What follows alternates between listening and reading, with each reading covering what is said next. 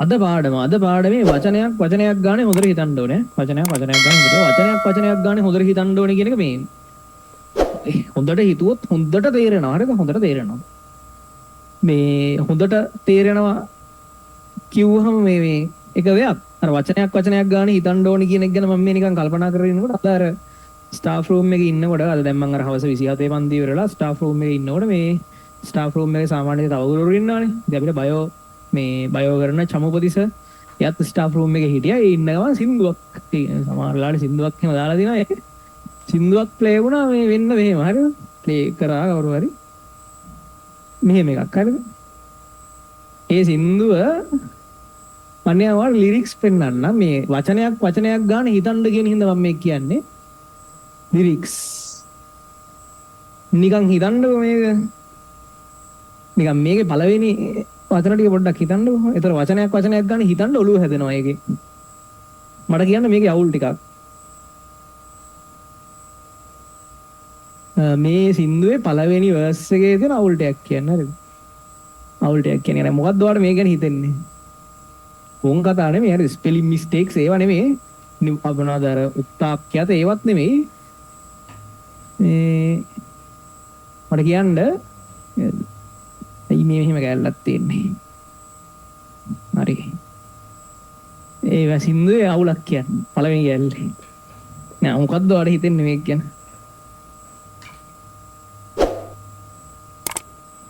මොකද්ද ඔයාලට හිතෙන්නේ මේක ගැන? කියන්න බලන්න.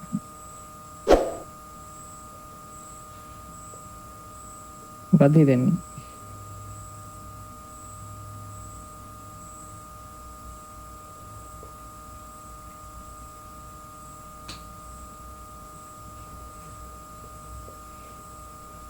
මරු අතන්තර තියෙන හොඳට හිතන්න වචනයක් ගන්න.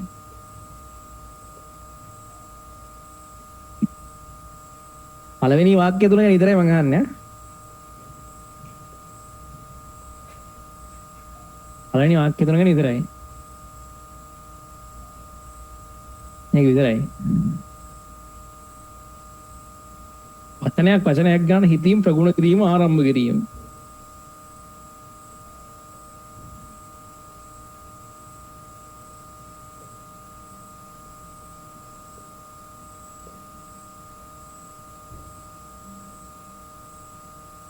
හරි. ඒ විදිහට අද පාඩම හිතද්දි වචනයක් ගන්න හිතන්න හොඳට. මේ වාන්න මේ ලොවම නිදන රාත්‍රියේ එතනම බොරුනේ. ලෝකෙටම එකපාර රැ වෙන්නේ නැහනේ. ලෝකෙ එක වෙලාවක දවල් නේද ලෝකේ මුළු හැමෝටම එකපාර රැ වෙන්නේ නැහනේ. ඒතර ලොවම නිදන රාත්‍රියක් තියෙන්න බෑ. එතනම බොරු. හරිද?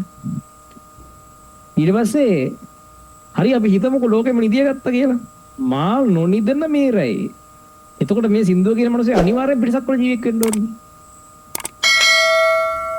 එතන ලෝකෙම නිදි නම් මකුලකනේ. ලෝකෙම නිදි නම් මා නොනිදන මේ රැයි. ලෝකෙම නිදි නම් ඒ මනුස්සයා නිදියන් නැත්තම් එයා ලෝකෙ නිමි වෙන්න ඕනේ. හරිද?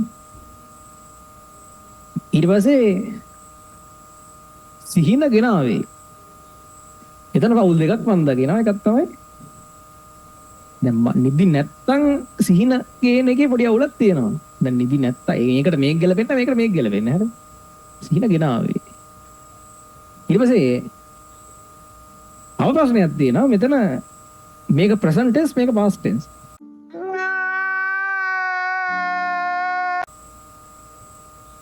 නොනිදන මේ රැයේ සිහින ගෙනාවේ.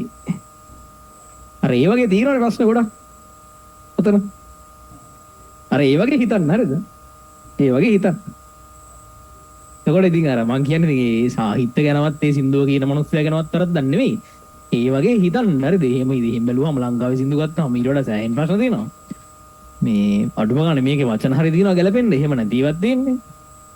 නේද? ඒ හින්දා මේ හොඳට හිතන්න අද කියන හැම එකක් ගැනම හොඳට හිතන්න. ප්‍රශ්නයක් නැහැ. ඒකේ සින්දුවේ මට හිතිච්ච දේ මං කියන්නේ හරිද? විචාරයක් කරද? ඊළඟට මේ දැන් අහන්න